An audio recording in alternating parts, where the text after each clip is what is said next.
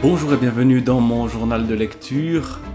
Retour encore une fois à Annie Ernaux, écrire la vie, écrire des moments intenses de la vie, aller jusqu'au bout de ce que l'on peut écrire sur sa propre vie dans ce livre qui s'appelle L'Occupation, qui est très court et qui raconte une jalousie. La jalousie d'une femme, Annie Ernaux elle-même, parce qu'un homme l'a quittée pour une autre femme. Cela commence, ce livre, écrit en 2002, par une citation de Jean Rhys, sachant pourtant que si j'avais le courage d'aller jusqu'au bout de ce que je ressentais, je finirais par découvrir ma propre vérité, la vérité de l'univers, la vérité de toutes ces choses qui n'en finissent pas de nous surprendre et de nous faire mal. Aller jusqu'au bout de ce que je ressentais. Et ensuite, Annie Ernaux elle-même reprend la parole. J'ai toujours voulu écrire comme si je devais être absente à la parution du texte. Écrire comme si je devais mourir. Qu'il n'y ait plus de juge. Bien que ce soit une illusion, peut-être de croire que la vérité ne puisse advenir qu'en fonction de la mort. Une sorte d'effacement de l'auteur à la parution du livre, mais en même temps, comme une libération dans l'écriture peut-être. C'est-à-dire que je vais oser écrire ce que la publication pourrait révéler de dérangeant sur moi.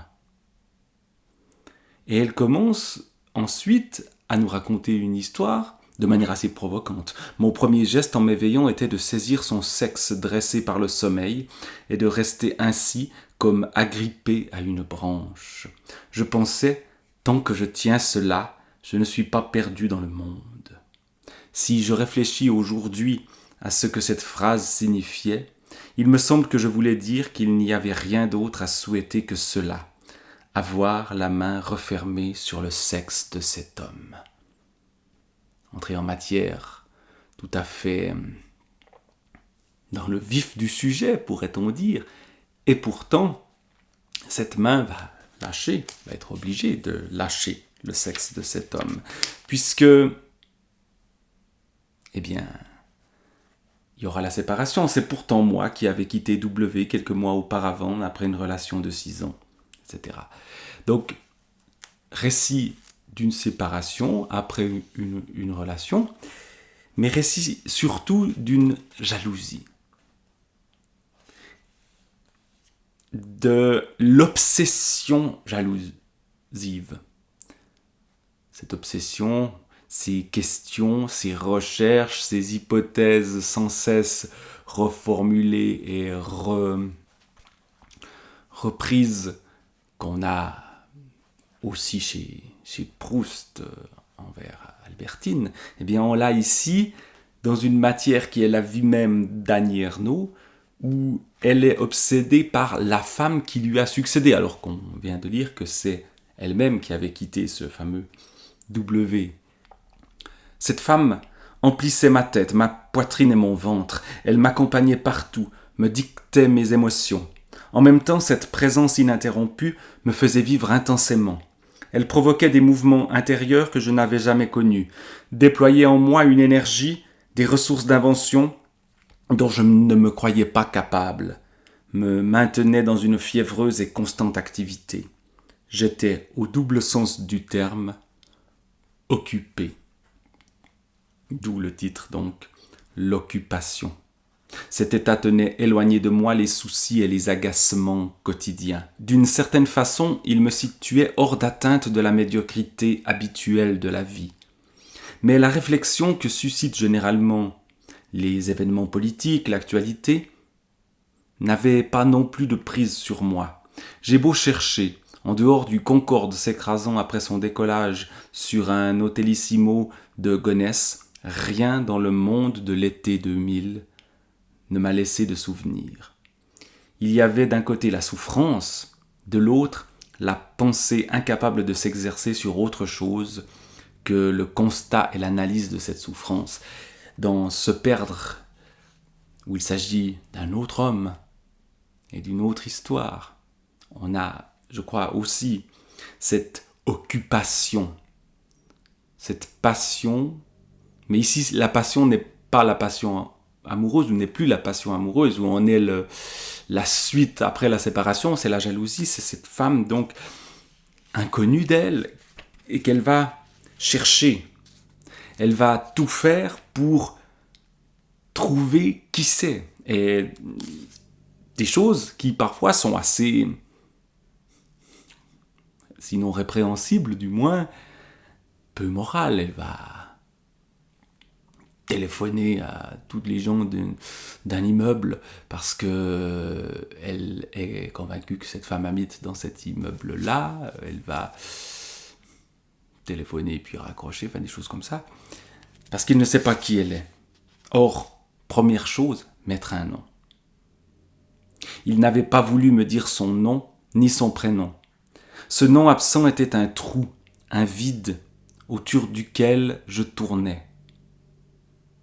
Lors des rencontres que nous continuions d'avoir, dans des cafés ou chez moi, à mes questions réitérées, présentées parfois sous une forme de jeu, dis-moi la première lettre de son prénom, il opposait un refus il disait se laisser tirer les vers du nez, accompagné d'un « qu'est-ce que ça t'apporterait de savoir ?» Pourtant, prêt à arguer vigoureusement que désirer savoir est la forme même de la vie et de l'intelligence, je convenais, rien. Et je pensais tout. Enfant à l'école, je cherchais absolument à connaître le nom de telle ou telle fille d'une autre classe que j'aimais à regarder en cours de récréation. Adolescente, c'était le nom d'un garçon que je croisais souvent dans la rue et dont je gravais en classe les initiales dans le bois du pupitre. Il me semblait que mettre un nom sur cette femme m'aurait permis de me figurer, d'après ce qu'éveille toujours un mot et des sonorités, un type de personnalité, de posséder intérieurement, fût-elle complètement fausse, une image d'elle. Connaître le nom de l'autre femme, c'était, dans le manque d'être qui était le mien, accaparer un petit quelque chose d'elle. Cette rêverie sur les noms, on revient à Proust en fait. Nom de pays, le nom. Avant d'avoir connu cette femme, pourtant cette femme qui n'est pas une femme qu'elle va apprécier, bien au contraire, mais mettre un nom permet de se représenter et permet de peut-être justement être moins tracassé.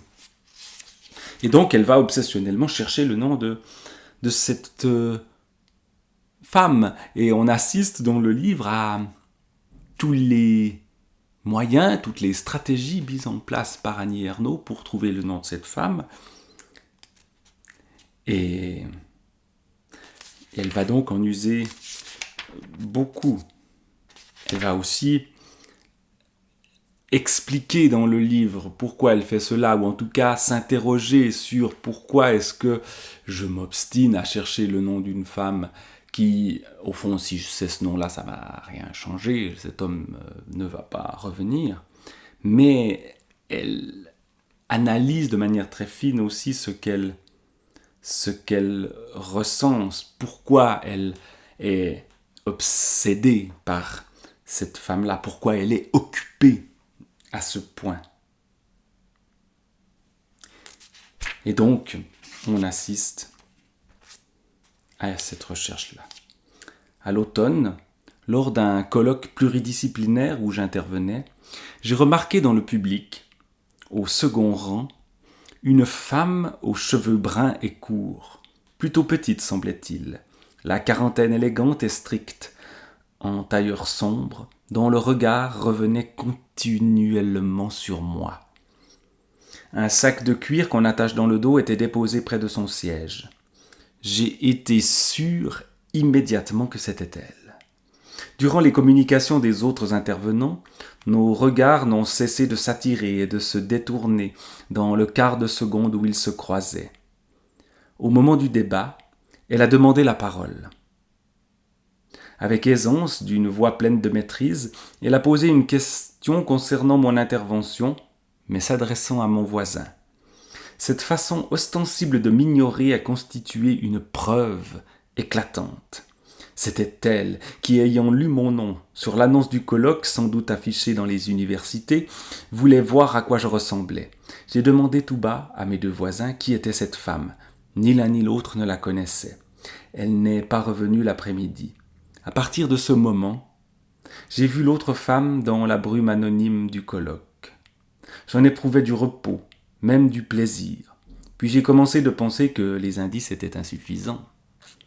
Plus que de ceux-ci, certes avérés, il y a des témoins, c'était d'avoir trouvé dans cette salle silencieuse de colloque universitaire un corps, une voix et une coupe de cheveux conformes à l'image que je portais en moi, d'avoir rencontré l'idéal type forgé et entretenu dans la détestation depuis des mois que je tenais ma conviction. Il y avait autant de chances que l'autre femme soit timide, blonde et frisée, s'habille de rouge en 44, mais je ne pouvais tout simplement pas le croire. Celle-là n'avait jamais existé dans ma tête. Le jeu entre l'imagination et la réalité, cette femme, est-ce que c'est elle ou est-ce que ce n'est pas elle? On ne le sait pas. Annie Ernaux ne l'a peut-être jamais su. Et donc, cela va constamment l'occuper et occuper ce livre écrit pourquoi, au fond. Voilà ce qu'elle dit presque à la fin. Écrire a été une façon de sauver ce qui n'est déjà plus ma réalité, c'est-à-dire une sensation me saisissant de la tête aux pieds dans la rue, mais est devenue l'occupation, un temps circonscrit et achevé. Parce qu'à un moment donné, ça se termine, cette occupation-là.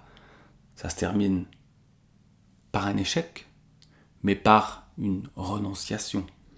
J'ai fini de dégager les figures d'un imaginaire livré à la jalousie, dont j'ai été la proie et la spectatrice, de recenser les lieux communs qui proliféraient sans contrôle possible dans ma pensée, de décrire toute cette rhétorique intérieure, spontanée, avide et douloureuse, destinée à obtenir coûte que coûte la vérité, et, car c'est de cela qu'il s'agit, le bonheur. J'ai réussi à combler de mots l'image et le nom absent de celle qui, durant 6 mois, a continué de se maquiller, de vaquer à ses cours, de parler et de jouir, sans soupçonner qu'elle vivait aussi ailleurs, dans la tête et la peau d'une autre femme. Et donc, finalement, tout ça, cette occupation, ou l'occupation qui permet de passer par-dessus l'occupation de la jalousie, ça a été l'écriture pour Annie Ernaux. Cette écriture au plus près de ce qu'elle a ressenti, de cette rhétorique intérieure qu'elle a essayé de rendre visible par l'écriture et par ce livre-là. Donc, L'Occupation, écrit en 2002.